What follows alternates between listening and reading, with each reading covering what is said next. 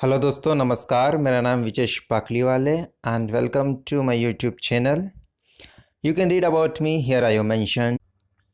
So let's get started. Class 6 का पहला chapter है, नाम है नोइंग आर नंबर्स। संख्या को जानिए।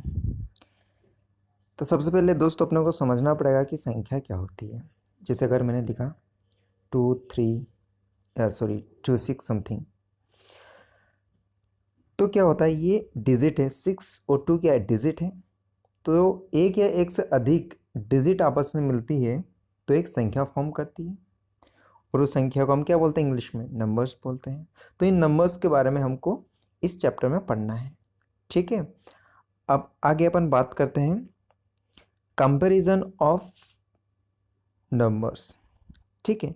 जैसे कि यहाँ पे लिखा है 65 एंड 60, इसमें से बड़ा कौन सा है? तो निश्चित तौर पे 65 बड़ा है किससे? 60 से। तो हम इसे कंपेयर कर सकते हैं कि कौन किससे बड़ा है और कौन किससे छोटा है। मैथमेटिक्स में कुछ साइन होते हैं, ये बड़ा का साइन है, ये छोटा का है, इक्वल का है, ठीक है। और भी निशान होते हैं। जैसे जैसे आगे क्लास में मैं आपको पढ़ाता जाऊंगा, बताने की कोशिश करूंगा सारा, ठीक है। चलिए अब हम बात करते हैं स्थिति या प्लेस वैल्यू क्या होती है। जैसे कि मैंने एक संख्या लिखी, ये 1 2 3 4 5, ये 1 2 3 4 5 6 7 पूरी संख्या लिखी है, ठीक है। अब हिंदी में क्या बोलते हैं, इधर से शुरू करते हैं अपन। क्या शुरू करते हैं कि इकाई, ढाई, सैकड़ा, हजार, 10,000, 10,000, लाख है, इसके बाद में 10 लाख, करोड़ एंड 10 करोड़, ठीक है। ये हिंदी में इसे बोलते हैं अपन इंडियन सिस्टम या फिर भारतीय पद्धति। सिमिलरली एक और पद्धति हमारे पास होती है जिसे हम बोलते हैं अंतर्राष्ट्रीय पद्धति। उसमें क्या करते हैं अपन अंतर्राष्ट्रीय पद्धति में कि 10,000 तक तो सेम रहता है। जैसे 10,000 यहाँ तक तो सेम है, लेकिन जैसे लाख पे गया तो हम लाख नहीं बोलते, उसको क्या बोलते हैं, 100 बोलते हैं, 100,000। इसी प्रकार 10 लाख को क्या बोलेंगे, मिलियन बोलेंगे। फिर 10 मिलियन को 1 करोड़ एंड 100 मिलियन को 10 करोड़। समझ में आया आपको? चलिए थोड़ा और आगे क्लियर होगा, आगे चलिए। अब बात करते हैं अपन कॉमास या अल्प विराम। जैसे कि दोस्तों अभी मैंने बताया आपको, इंडियन सिस्टम में क्या होता है कि लास्ट की 3 डिजिट छोड़ने के बाद हम कामा का यूज़ करते हैं। जैसे आप देख सकते हैं, ये वाला कॉमा यूज़, यहाँ पे कॉमा यूज़ किया, यहाँ पे कॉमा यूज़ किया। लेकिन अपन इंटरनेशनल सिस्टम की बात करते हैं तो वहाँ पर हर 3 डिजिट के बाद कॉमा का यूज़ करते हैं। कैन यू सी है? Very good. तो देखिए अब इसको पढ़ने का तरीका भी वैसा ही है। जिससे अगर अपन इंडियन सिस्टम में लेट्स से कि ये इतने नंबर्स को अपने को पढ़ना है तो कैसे पढ़ेंगे, इकाई, दहाई, सैकड़ा, हजार, 10,000, लाख, तो 4,56,789 ऐसा पढ़ेंगे अपन। लेकिन अगर उसको इंटरनेशनल अपन सिस्टम में पढ़ेंगे तो अलग पढ़ेंगे। कैसे पढ़ेंगे उसको पढ़ने का तरीका? तो देखिए यहाँ पे क्या होता है, इकाई, दहाई, सैकड़ा, हजार, 10,000 तक तो सेम रहता है, लेकिन जैसे ही लाख जाता है फिर चेंज हो जाता है। तो क्या होता है, अपन उसको 100 में पढ़ते हैं। तो कैसे पढ़ते हैं, जैसे ये देखिए यहाँ पे कैसे पढ़ते हैं अपन, 100,000। तो मतलब यहाँ पे क्या होगा, 456,789, ठीक है। इसको क्या बोलेंगे, 456,789। इसको अंतर्राष्ट्रीय पद्धति में बोलते हैं। समझ में आया आपको? चलिए अगली बात करते हैं अपन संख्याओं के नाम। अब संख्या नाम इन द सेंस कि अपने उसको शब्दों में कैसे लिखना है। जैसे ये लिखा है यहाँ पे कुछ नंबर्स, इसको अपन शब्दों में लिखना है।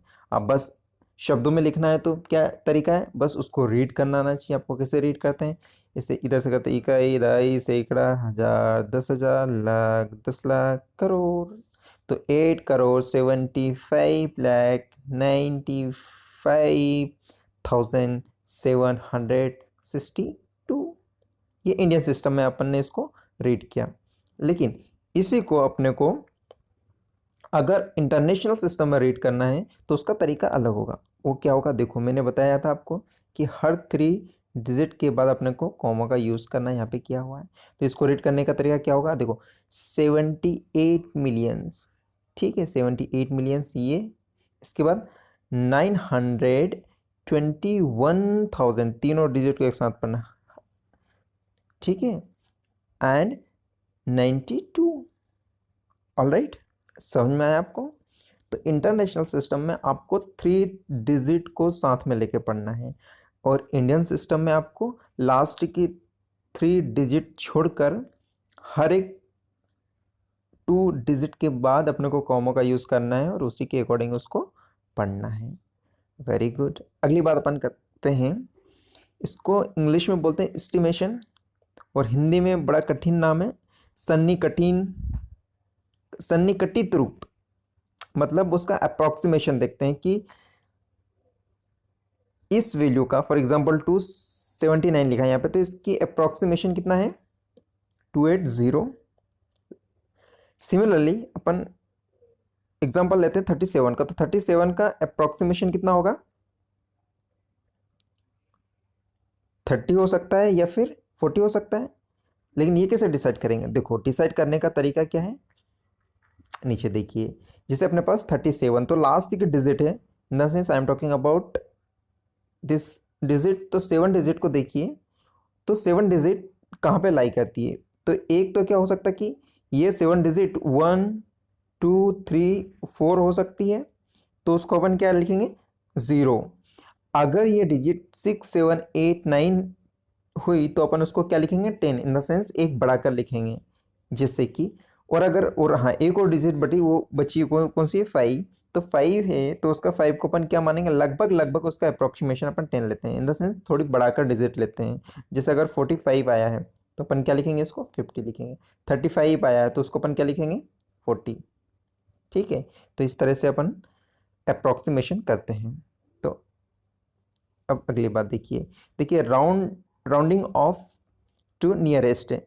अब देखिए ये पे कुछ डिजिट लिखी है, तो इसका अपन सबसे पहले देखते हैं कि वंस पे, जो वंस पे अपन को जब इसका अप्रोक्सीमेशन करना है तो लास्ट की 2 डिजिट देखते हैं, तो क्या है 2 7, और उसमें भी लास्ट वाली डिजिट क्या है 7, तो 7 का अप्रोक्सीमेशन क्या होगा भाई, 7 का क्या होगा, एक ऐड होगा, इन द सेंस ये 2 की क्या होगा 3 होगा, मतलब 27 का क्या हो जाएगा 30, तो ये पूरा का पूरा डिजिट और यहाँ पे 30 लिखा। इसी प्रकार अपन बात करेंगे टेंस की, तो टेंस में अपने को लास्ट की 3 डिजिट देखना है, और उसमें से भी ये वाले 2 डिजिट देखना है, कौन सी 82 में ला, फिर उसमें 2 की देखना है, तो 2 क्या है अपने पास नीचे वाली संख्या, इन द सेंस अपने को 80 रखना है। तो यहाँ पे क्या करा अपन 6 4 और 8 लास्ट की सारी डिजिट क्या कर देना है 0 कर देना है। फिर 100 की बात कर रहे हैं अपन, तो 100 में क्या देखेंगे भैया अपन, 100 में ये वाला देखेंगे, तो उसमें भी क्या देखेंगे 4 8 8, तो 4 8 में 8 कहाँ पे जा रहा है, ये 10 के पास जा रहा है, तो अपन क्या करेंगे 4 की जगह 5 लिख देंगे, तो मतलब 6 5, और बाकी की जितने भी डिजिट उसको 0 कर देंगे। सिमिलरली 1000 है, 1000 है, तो 1000 के अपन देखेंगे तो ये 3 डिजिट, ये 1000 4 8 2 7 देखेंगे, तो क्या होगा भाई 4, अब ये 4 को देखें यहाँ पे सबसे पहले, तो 4 1 2 3 4, मतलब ये कहाँ जा रहा है, ये 0 के पास, इन द सेंस अपन 6 के बाद सारे नंबर को 0 कर देंगे, तो इसको बोलेंगे इन टर्म्स ऑफ 1000 हमने इसकी अप्रोक्सीमेशन वैल्यू निकाली है। Got it. अगर नहीं समझ में आया तो डबल से इसको रिपीट करके देखिए।